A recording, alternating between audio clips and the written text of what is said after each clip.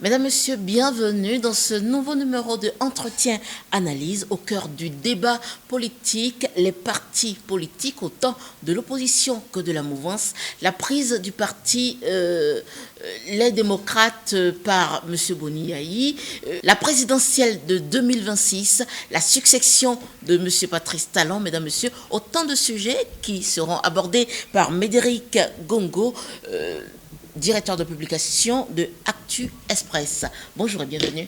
Alors, tout de suite, sans plus tarder, ma première question pour vous, c'est quel est le sens politique de ce retour plutôt très prévisible de l'ex-chef d'État Boni-Yayi à la tête du parti Les Démocrates, et est-ce un échec pour la classe politique? Du monolithisme politique des années révolutionnaires avec le PRPB à la réforme du système partisan sous la rupture, en passant par le multipartisme intégral tel qu'adopté à l'issue de la conférence nationale, nous avons une constance au niveau des acteurs publics chargés de l'animation de la vie politique.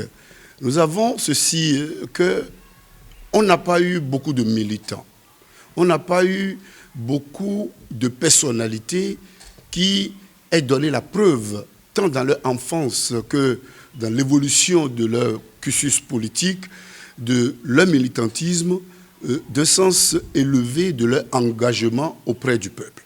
Nous avions eu beaucoup plus des associations de développement, nous avions eu des mouvements, nous avions eu des clubs électoraux qui connaissent à la veille des grandes élections, des élections d'enjeux nationaux, qui connaissent une effervescence qui nous amène à constater des personnes que tout divisait dans le passé, que rien n'unit dans le présent, mais qui se mettent ensemble de manière momentanée, de manière circonstancielle, pour lutter pour avoir le pouvoir ou pour lutter pour le conserver. C'est dans cette autre idée que nous avions eu, à l'issue de la conférence nationale, une flopée de clubs électoraux qui se prénommaient partis politiques.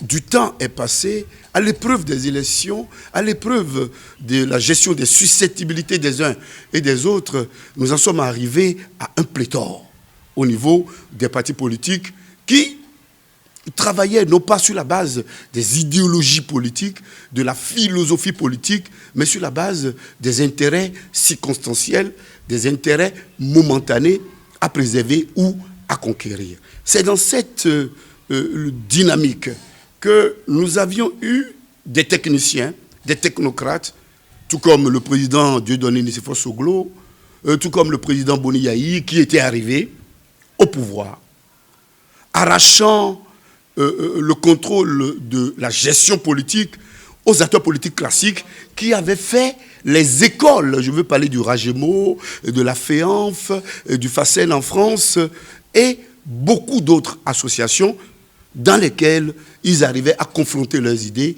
ils arrivaient à donner la preuve de leur amour pour leur pays, de leur patriotisme. Mais avec l'arrivée du président Dieudonné Nicéphore-Soglo, beaucoup ont compris que sans pour autant avoir un parcours politique alléchant, avoir une carrière politique élogieuse, on peut accéder facilement au pouvoir d'État.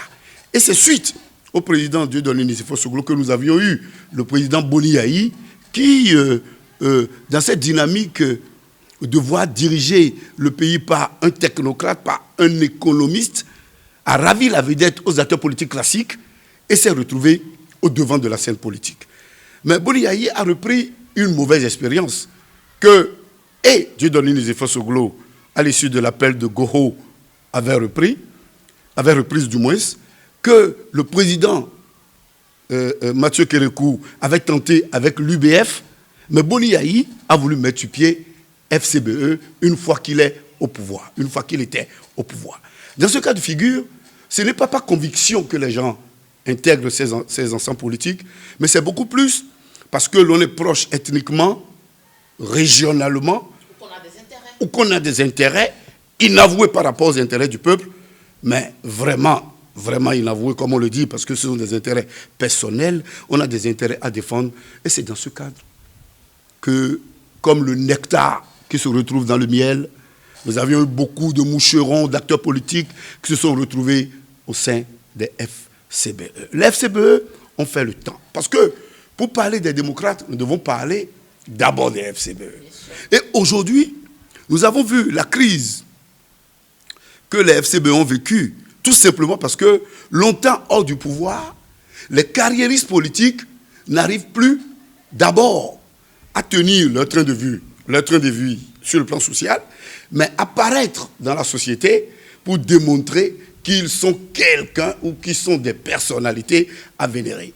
Nous avions vu des mouvements, à tel enseigne que, même avec le chèque de Zinsou que le président Boni Yayi a mené, qui a été soutenu par la RB, qui a été soutenu par la FCBE, qui a été soutenu par le PRD, qui a été soutenu par une grande partie de la RB et de l'Union fait la nation en ce moment, nous avons constaté que celui qui est porté par tous les partis politiques n'a eu que 28% au premier tour.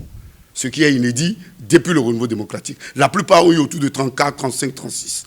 Cela prouve que les partis politiques traditionnels ont échoué. Et c'est normal que ce qu'on a vécu pour NCC avec la naissance du parti Ensemble, pour le FA à l'AFIA avec la naissance de Kardounian et plus tard de FA à l'AFIA, pour la RB avec la crise que l'on a connue, où l'on a déchiqueté la RB, une fois que l'objectif de la présidence n'était plus en ligne de mire et que l'ancien président, Léali Soglo, n'était plus dans le jeu, nous l'avons également constaté pour le PRD avec PRD Nouvelle Génération. Bref, c'est une constance au niveau de tous les partis politiques. Dans l'histoire politique récente du Bénin, c'est une constante que la plupart des partis politiques subissent des implosions qui n'amènent pas à avoir des révolutions à l'intérieur, mais qui nous amènent à avoir des scissions, bref, qui conduisent systématiquement à, j'allais dire, la disparition de ces partis politiques. Nous l'avions constaté pour beaucoup de partis politiques, mais pour les démocrates aujourd'hui, comme on le dit, lorsque la prison n'est pas unique, elle devient un tremplin. Parce que hors du pouvoir politique, les responsables des démocrates se sont retrouvés dans un creuset et avaient ceci de très important, que la plupart des acteurs politiques, d'abord ceux qui ont lutté contre le président Patrice Talon, 90% se sont retrouvés avec lui dans le cadre d'abord du bloc de la majorité présidentielle et par extension dans le cadre de l'UP, le Renouveau et le BR, tout cela se sont retrouvés. Les autres acteurs politiques se sont cherchés au niveau des FCBE, au niveau de l'UDBN, au niveau du MOEL, au niveau du MPL et au niveau du parti Nouvelle Force Nationale, puisque ce sont des partis qui ont eu l'autorisation. Nous avions eu des incursions avec l'USL, mais très tôt, nous avons vu que ceux-là, parce que ce sont des moucherons qui ne vont que là où il y a le nectar, ils sont partis. Donc aujourd'hui, les démocrates avaient été créés avec un conglomérat d'acteurs politiques, Éric Ondoté qui a fait l'UN, après avoir fait le MAP, les Forces Clés, la plupart des autres qui ont fait Forces Clés, d'autres qui sont revenus d'ailleurs. Je veux parler de Joël Aïvo, qui n'était dans aucun parti, mais qui était une personnalité politique. Je veux parler de Ricky Amadougou, etc., etc. Nous avions vu tous ceux-là qui se sont retrouvés au sein des démocrates, mais qui avaient ceci en face d'eux, qui n'est autre chose que le pouvoir de la rupture. Ce parti politique a eu son fonctionnement quelque peu conjectionné par la crise qui s'est installée entre les deux anciens camarades, l'un opérateur économique, le président Patrice Talon, et l'autre technocrate, mais devenu acteur politique de premier rang.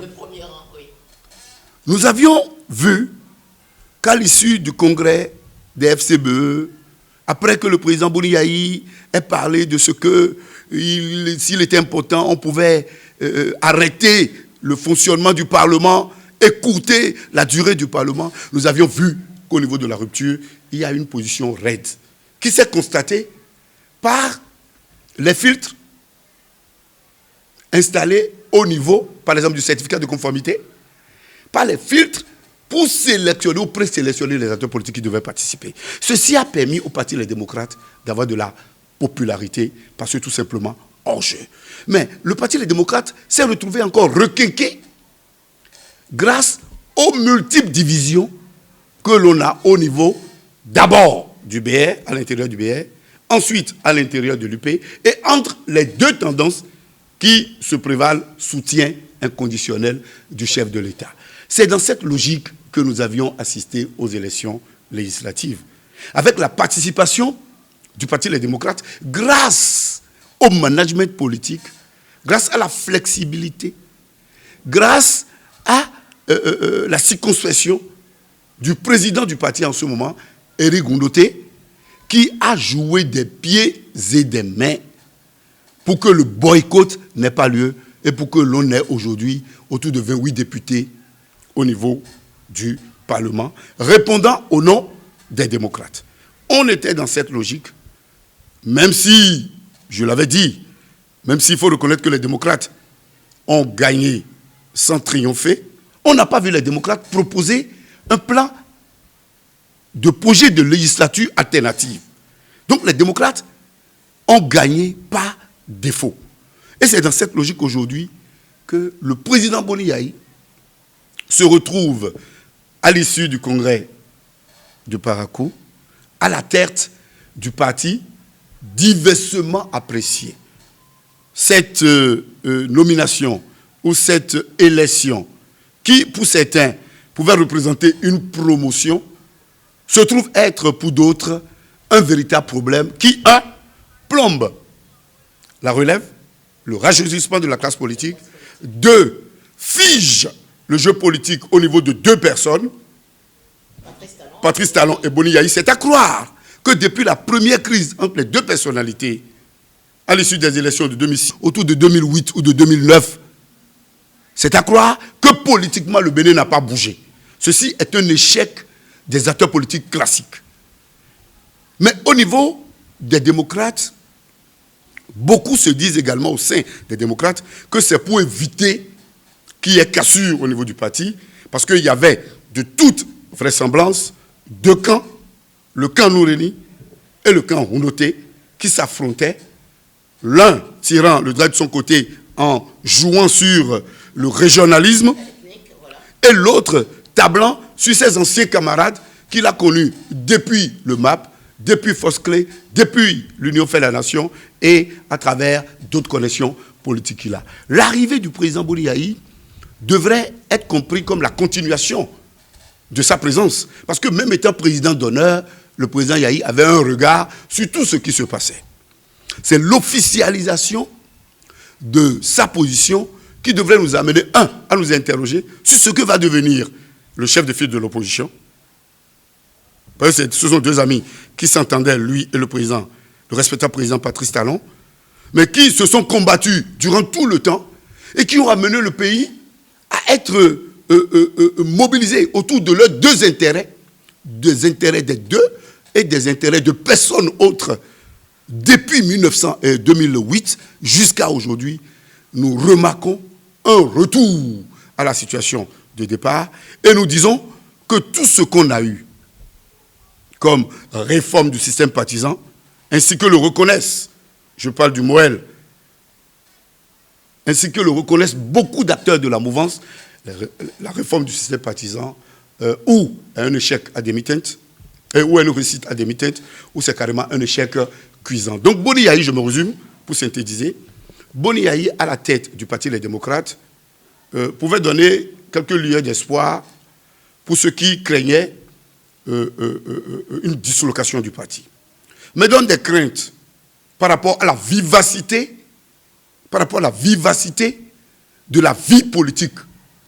Est-ce qu'avec les deux qui vont régenter le jeu politique, nous aurons autre chose que l'exacerbation de l'inimitié qu'il y a eu entre eux, la lutte pour des intérêts, parce qu'on sait qu'en temps, le PVI a pris par là, en temps, l'exil forcé du président Patrice Talon a pris par là. Entre-temps, le fait que le président Patrice Talon ait décidé de prendre le pouvoir politique, lui qui avait le pouvoir économique, pouvait se justifier pas beaucoup comme une revanche. Est-ce que nous sommes dans la prolongation du match entre les deux hommes et qu'est-ce que le peuple béninois, de manière concrète, peut tirer de l'arrivée du président Boni Yayi, entendu qu'après l'arrivée du président Boni Yayi, contrairement à ce que nous avons constaté dans tous les autres partis politiques où il y a eu des créations d'autres tendances, Au sein du Parti Les Démocrates, nous avons constaté la discipline, nous avons constaté le respect de l'esprit de groupe par le président Éric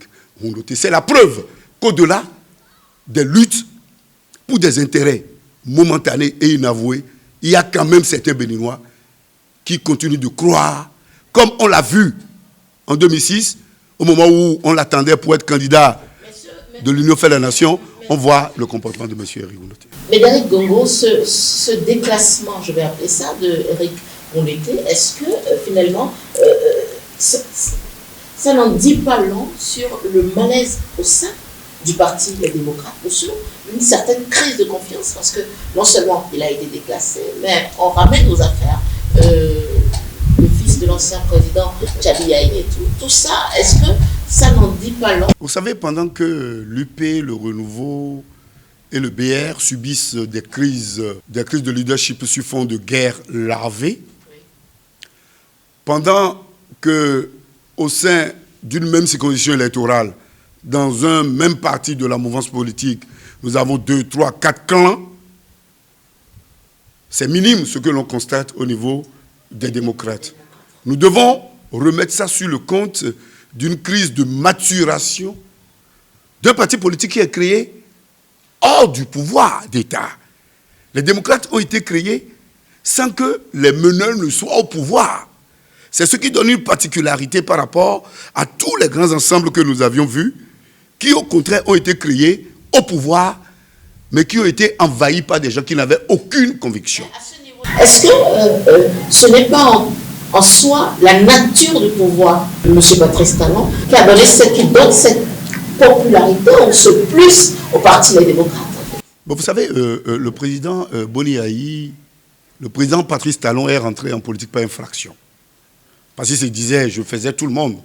Bon, maintenant que j'ai le dos au mur, après tant d'années d'exil, il faut que moi-même je prenne le pouvoir. Donc fondamentalement, ce qu'il a dit dans le journal Le Monde, quelques jours après son arrivée au pouvoir, tout ce qu'il fait fondamentalement, c'est d'abord, il pense à lui et à lui-même. Donc, il n'est pas là pour faire de la politique, pour faire du sacerdoce.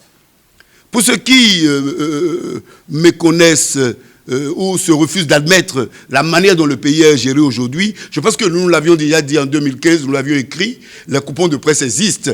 Nous avions eu affaire à un pouvoir de vengeance. Nous avions eu affaire à un pouvoir dirigé par quelqu'un qui devrait se refaire une santé économique.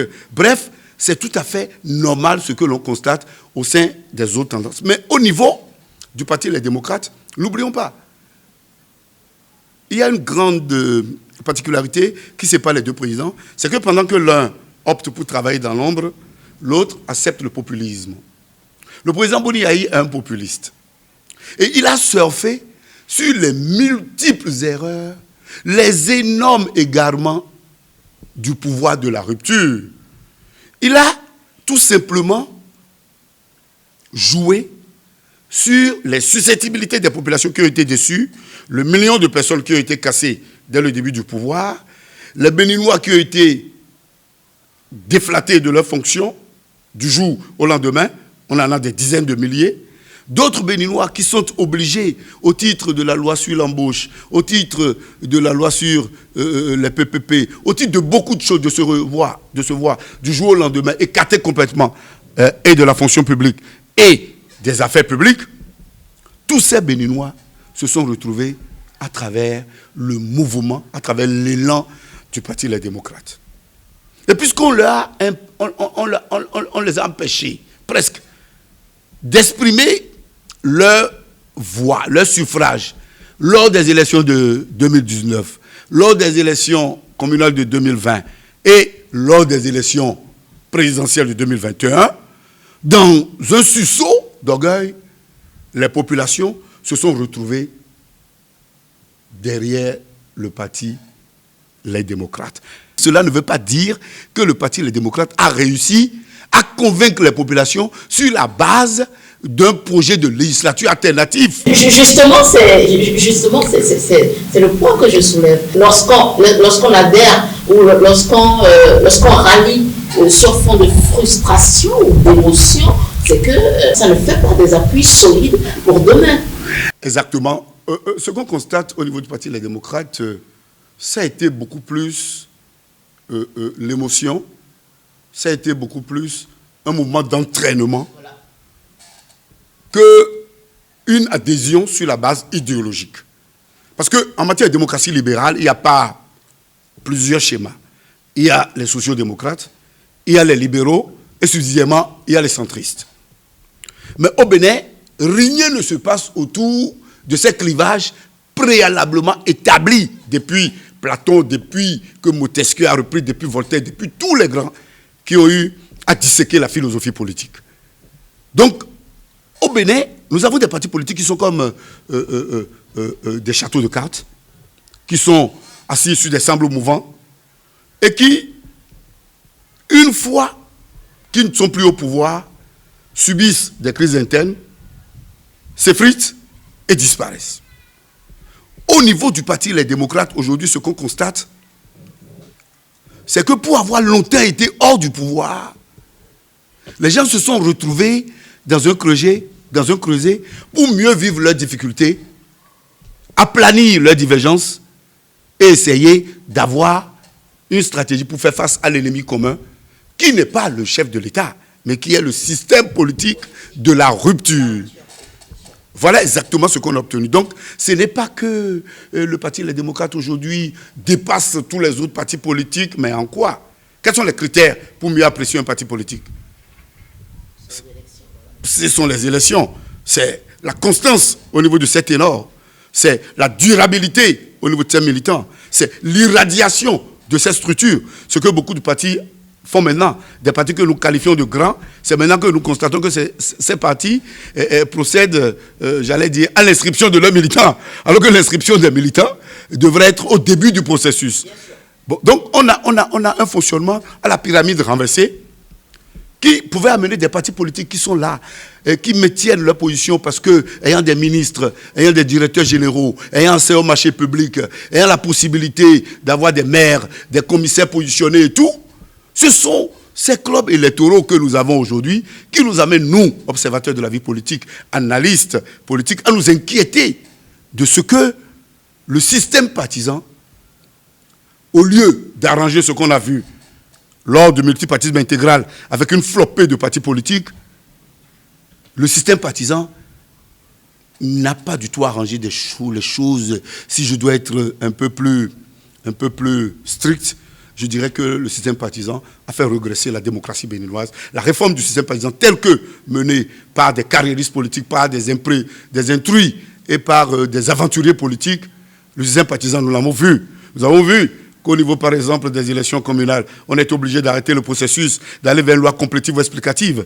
Nous avons vu que la fois dernière, il y a eu tout un problème lors de la bataille pour le siège de Yaoundé et de Romain. Nous avions vu qu'il y a beaucoup d'insuffisances que l'on constate au niveau des tests qui ont été votés, que ce soit au niveau du code électoral ou au niveau du système partisan, par la 8e législature, mais qui démontrent que tout a été fait dans la précipitation. Et dans la précipitation, on a commis beaucoup d'erreurs. Et au lieu de régler des problèmes qui existaient, on travaille à réduire les partis politiques, mais on ne travaille pas à densifier les acteurs politiques pour les amener à mieux jouer leur rôle. Finalement, à quoi s'expose le parti Les Démocrates après la prise de tête par Boniaï et quelle implication cette prise de tête envoie dans le jeu politique au Bénin? L'arrivée du président Boniaï à la tête du Parti Les Démocrates ne doit pas en tant que tel constituer un problème parce qu'il était à la tête. Même si aux manettes on avait le président Eric Mouloté qui avait une expérience de la gestion des partis politiques et une expérience de susceptibilité politique. Et qui, sur la base de tout ce qu'on a observé par rapport à son parcours politique, a toujours fait preuve de sérieux, de fidélité et de constance. Donc, le président Boniaï était en sécurité avec lui. Il était sûr qu'il n'allait plus vivre ce que les dirigeants actuels de FCBE lui ont fait subir. Il savait à qui il avait affaire. Il savait qu'il n'avait pas affaire à un pagailleur, à quelqu'un qui pouvait se soulever du jour au lendemain et créer des clans à l'intérieur du Parti Les Démocrates. Donc, la solidité du Parti Les Démocrates n'est pas entamée. N'est pas du tout entamée.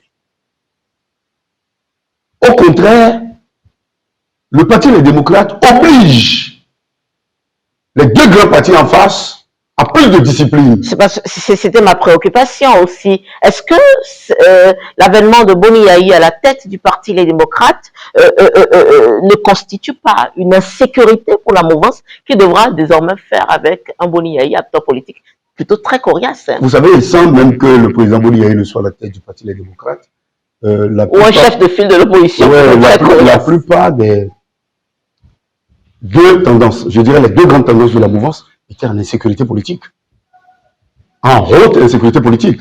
Il suffit seulement de prendre en aparté, individuellement, deux élus dans une même circonscription. Et sur les 24 circonscriptions électorales, je sais de quoi je parle, il n'y a pas une seule circonscription électorale où il n'y a pas des inimitiés, il n'y a pas des divisions, il n'y a pas des dissensions entre des élus qui se disent appartenir à un même parti politique.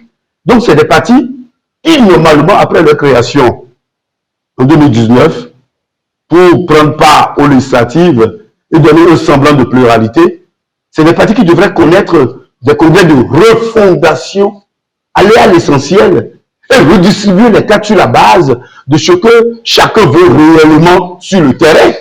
Mais au lieu de le faire dans ce sens, les réformes à l'intérieur des partis, on a préféré maintenir les désignés, les nommés, les proches, les fidèles, et voilà là où nous en sommes aujourd'hui.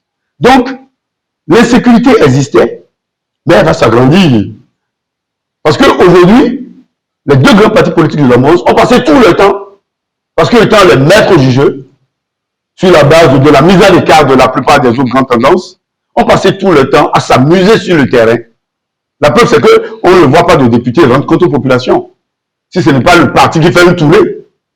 Alors que normalement, même si on est élu national, on a l'obligation morale et physique régulièrement de descendre à la base pour rendre compte dans sa circonscription électorale.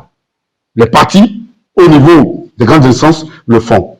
Aujourd'hui, l'arrivée de Boni Yayi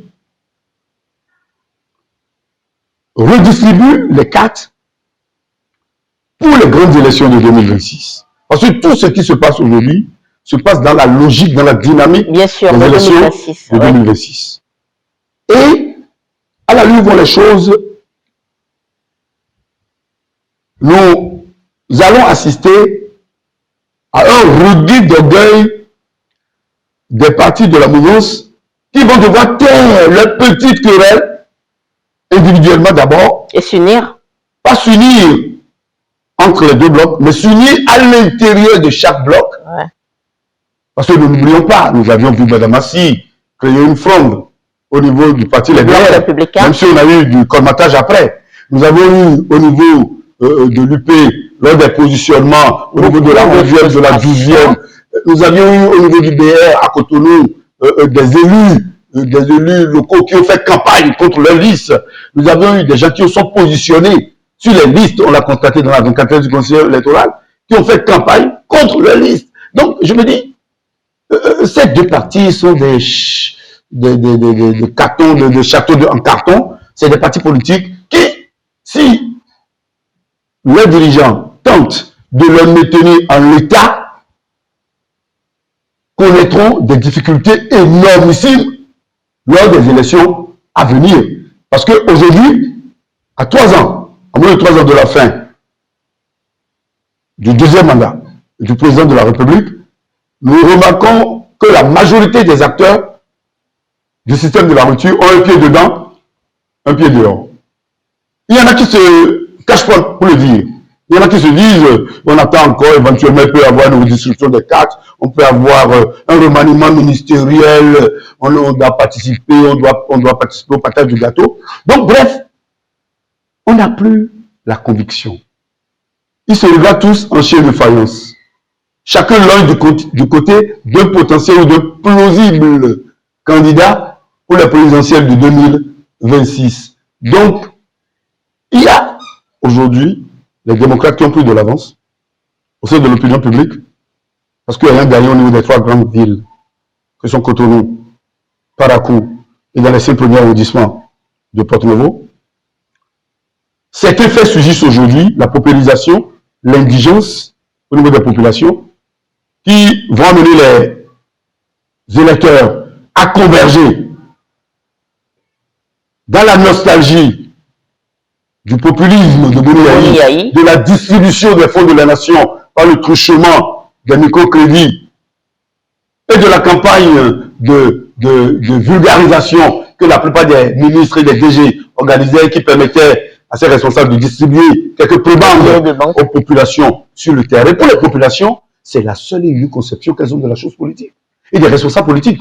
À moins que nous travaillions à les amener à se mobiliser autour des idéologies. Il va falloir. Ne sera pas la veille. Nous ne pouvons en aucun cas faire nôtre cette volonté de développement à deux vitesses, d'exclusion tous azimuts, pratiquée sans état d'âme par le pouvoir de la rupture. Ce sont les mots de M. Boni-Yayi après sa prise de pouvoir, enfin, la prise de tête du Parti Les Démocrates.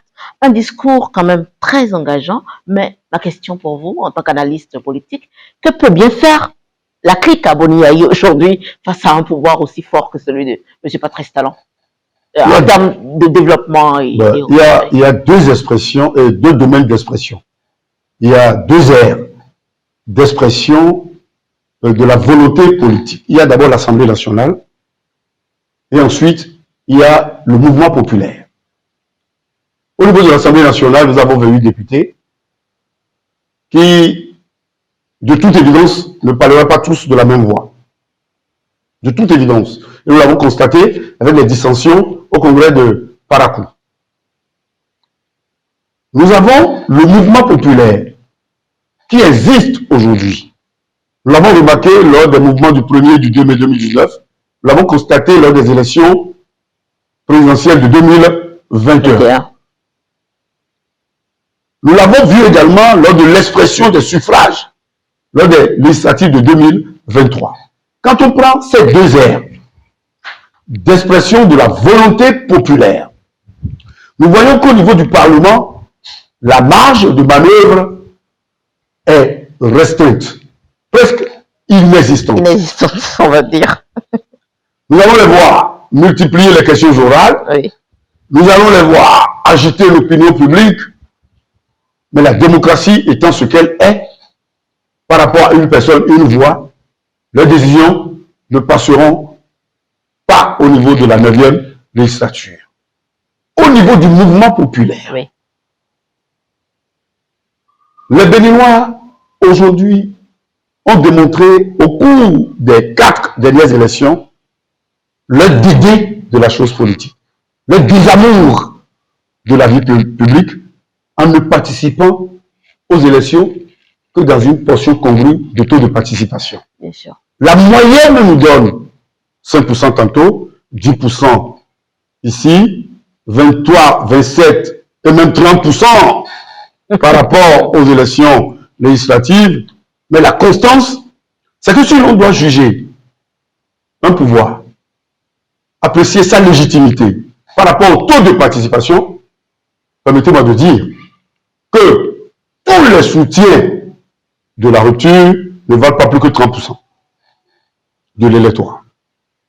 Et plus le taux de participation serait élevé, moins le moyen se portera. Donc plus on en a des électeurs, moins l'UP, le renouveau et le BR vont se porter. C'est pour vous dire qu'ils auront des problèmes. Mais au niveau du Parti Les Démocrates, qui constitue un terrain où il y a encore de l'espace, où beaucoup peuvent prétendre être candidats,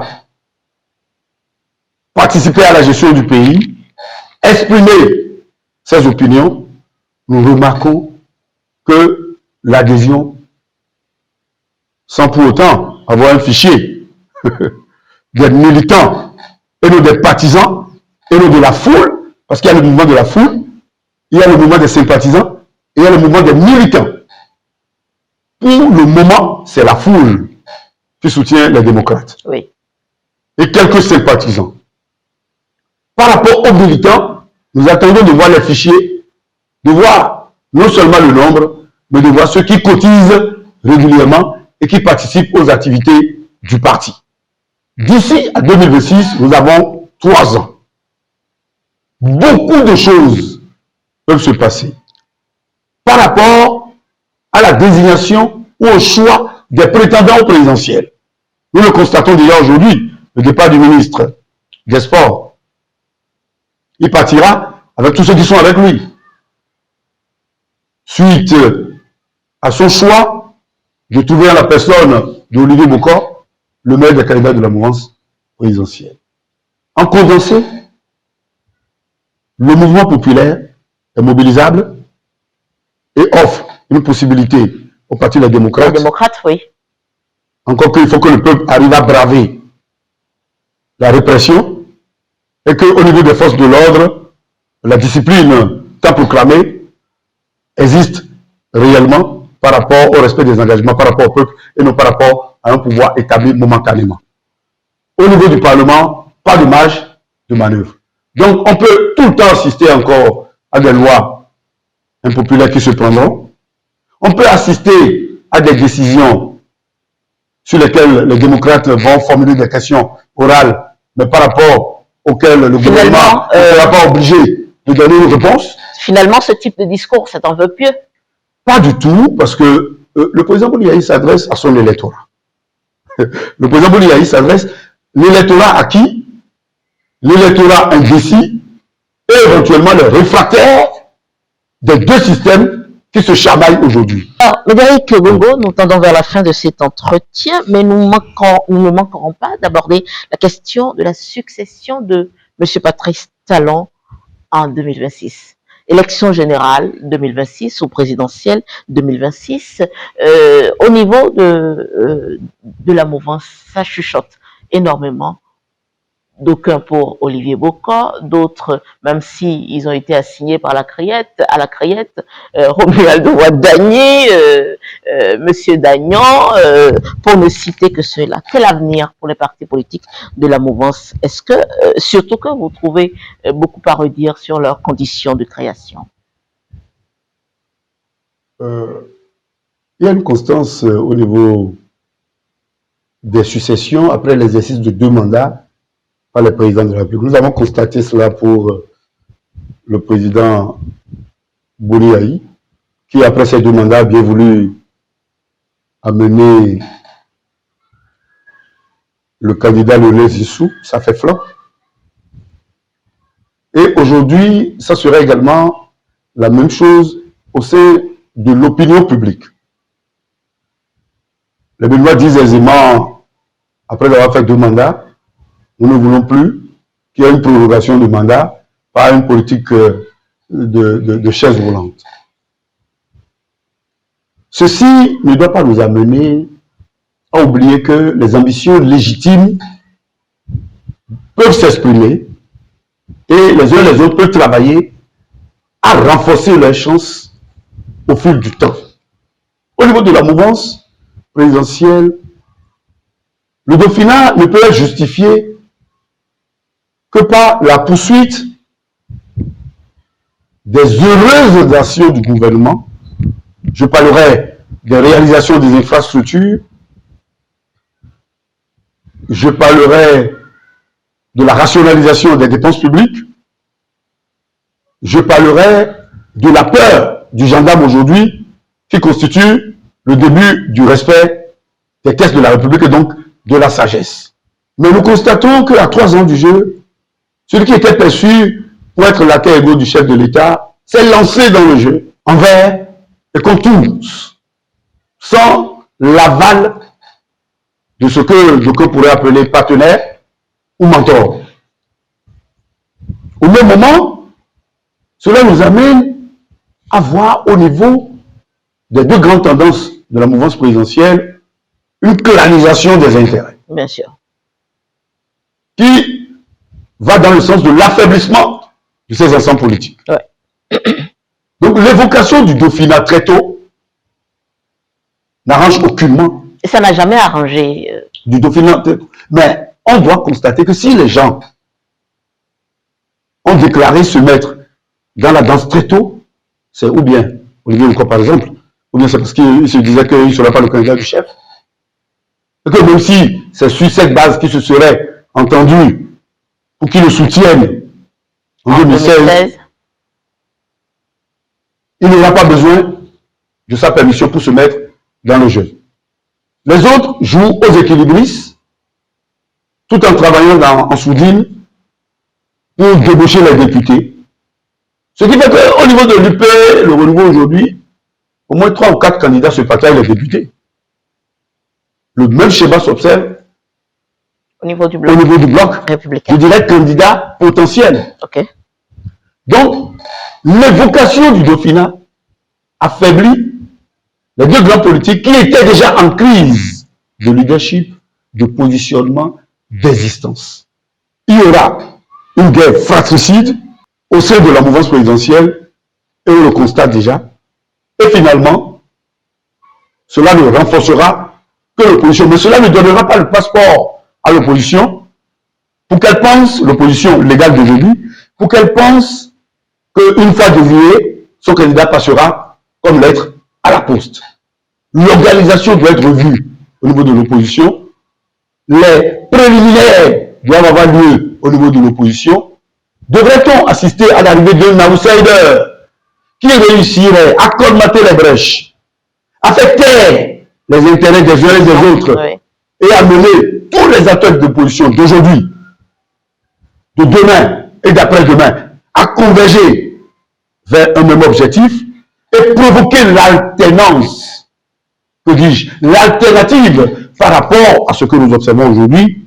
Voilà autant d'équations que les événements politiques qui vont surgir, qui vont subvenir, vont nous amener à résoudre avec le temps. En résumé, l'évocation du Dauphinat crée des problèmes, non seulement à la réforme du système partisan, mais surtout à la cohésion indispensable autour d'une mouvance balkanisée, d'une mouvance multipolarisée, d'une mouvance en crise profonde. Cela n'arrangerait les choses, les difficultés au sein de la mouvance, à l'opposition, que lorsque l'opposition n'aura plus un discours figé par rapport au chef. L'opposition doit avoir un discours qui la mette dans une dynamique de proposition, de solutions alternatives, et non de plaintes, de complaintes, de critiques plates et de mise en exergue des erreurs du gouvernement. Vous pensez qu'elle est outillée pour le faire? Comment? Les hommes existent. Là où vous avez Éric Mouloté, là où vous avez Mitokwe, là où vous avez Jules Lodjou, là où vous avez Tchabi Yahi, ne l'oublions pas, il a été président du mouvement à Cotonou. Il a organisé beaucoup de choses au niveau de la mobilisation à Cotonou. Il connaît l'électorat éventuellement de Cotonou. Là où vous avez des éminences grises comme le professeur Kitty, beaucoup d'autres personnes au niveau du Parti des démocrates, les ressources humaines existent. Les moyens financiers, il faut qu'ils les aient. Et le financement de l'opposition, tel que prévu par le statut de l'opposition, pouvait leur permettre d'avoir un minimum. Et j'espère, voilà l'une des raisons que beaucoup ont avancé. Beaucoup ont dit que l'arrivée du président Boni Yahi va nous permettre de mobiliser les ressources pour le profit, les ressources financières, pour le profit du parti. Donc, s'il y a les ressources humaines, il y a les moyens financiers, les ressources humaines pour les stratégies, les moyens financiers pour occuper le terrain, parce que faire de la politique, c'est pas pour autant avoir beaucoup d'argent, mais il faut avoir le minimum. Et il y aura, au niveau de ces deux aspects-là, c'est-à-dire au niveau des moyens politiques, au niveau des ressources humaines, il y aura beaucoup de potentialités à vendre, et maintenant au niveau du mouvement populaire qu'il faut aiguiser. Parce qu'on n'a plus de grève. Et lorsque dans un pays comme le nôtre, à contrario de ce que l'on observe à Lomé, lorsqu'on augmente le pain de 5 francs, on ne peut pas empêcher une marche. J'en marche. Mais au Bénin, on a augmenté tous les produits de première nécessité. Et personne ne marche. Du simple au triple, mais au quadruple. On ne voit ni société civile, ni association de consommateurs, ni population pour marcher. Est-ce que c'est de l'apathie? Est-ce que c'est de la sclérose? Est-ce que c'est de la démission, de la compromission? Là, nous ne pouvons pas le dire, mais on ne peut apprécier le mouvement populaire qu'à l'aube de ces événements. Qu'est-ce que le mouvement populaire sera? Est-ce que lorsque les démocrates vont dire, comme on le dit chez moi, les Béninois disons, ce n'est pas évident, comme on l'a constaté en 2019, lors des événements du 1er de 2000. Pour partir définitivement, et en guise de mot de fin aussi, vous l'évoquiez tantôt, Tchabi Yahi, au sein de la coordination nationale du parti Les Démocrates, qu'est-ce qui s'entend finalement? Est-ce que M. Boni Yayi n'a tellement pas confiance en ses collaborateurs qu'il est obligé de positionner son fils, surtout qu'on le met aux relations extérieures. Vous l'évoquiez tantôt comme intelligentsia de l'opposition. Est-ce qu'il est légitime à occuper ce poste-là? Vous savez, Tchabi Yayi, pour ce que nous savons de lui, pour avoir été un peu dans certains combats avec lui, est plus populaire que la plupart des prétendus acteurs de la mouvance présidentielle. Il est populaire comme enfant de président? Il est plus populaire comme enfant de président ou comme acteur politique? Je crois que pour tous ceux qui nous suivent et qui ont vécu les mouvements de mobilisation, les financements des projets et l'accompagnement des jeunes tel que nous l'avons vécu lorsque son géniteur était au pouvoir, tous ceux qui nous suivent et qui savent de quoi nous parlons, ils doivent savoir que les Cotonois seraient prêts à le suivre dans une grande proportion, que suivre certains que nous avons vu peiner pour mobiliser un minimum d'électeurs à Cotonou lors des législatives. Je ne veux pas aller plus loin. Donc sa présence devait réconforter le parti. Et si, tel qu'on le dit, qu'il pourrait être candidat à la mairie de Cotonou dans les années à venir, les élections générales prochaines. Si l'information est de taille, c'est que l'actuel maire de Cotonou et tous ceux qui veulent concourir pour la ville vitrine du Bénin, ils doivent savoir qu'ils ont des candidats de taille, qui ont des lieutenants sur le terrain et peut-être des lieutenants qui sont dans leurs accords. C'est vous qui le dites. Médéric Gongo, je rappelle, vous êtes directeur de publication de Actuel. Ça ne cache pas des moments de fin. Ah, ok, allez-y donc. Pour dire un mot de fin, c'est que aujourd'hui, il ne revient pas aux journalistes de choisir un camp ou un autre. C'est vrai que parmi nous, beaucoup optent pour le militantisme politique. C'est un choix délibéré. Le Bénin est à la croisée de ce chemin sur le plan de l'évolution du système de démocratie libérale. Oui. Et notre partition ne devrait pas forcément de malfaçonner l'information, de truquifier les nouvelles, mais tout en faisant des analyses, en ayant des commentaires, mais tant soit peu d'apporter l'essentiel de l'information auprès des populations, d'aiguiser leur conscience et de les amener à tirer le bon grain du livret. Ceci étant, pas que nous sommes des sénitouches, mais nous voulons encore être heureux et joyeux d'exercer ce métier. Et à 3 ans des élections aujourd'hui, les hostilités ont commencé. Chacun doit essayer dans la mesure du possible d'amener les acteurs politiques à non plus se faire valoir par le fait qu'ils ont été de Talon, de Yayi, de Soglo ou de Mbedi, mais que parce que dans le judiciaire, ils ont des propositions alternatives, novatrices, pour amener le Bénin à partir du point où il est aujourd'hui, pour aller vers des meilleurs horizons et exister dans la sous-région, pour ne plus subir ce que nous avons subi la fois dernière par rapport au Niger, pour ne plus subir ce que nous subissons par rapport à certains pays qui étaient en arrière démocratiquement, mais qui aujourd'hui semblent être en position de nous donner des leçons de démocratie. Merci Médéric Gongo d'avoir répondu à nos questions. Répondez-moi. Merci, merci, et merci téléspectateurs. Ok.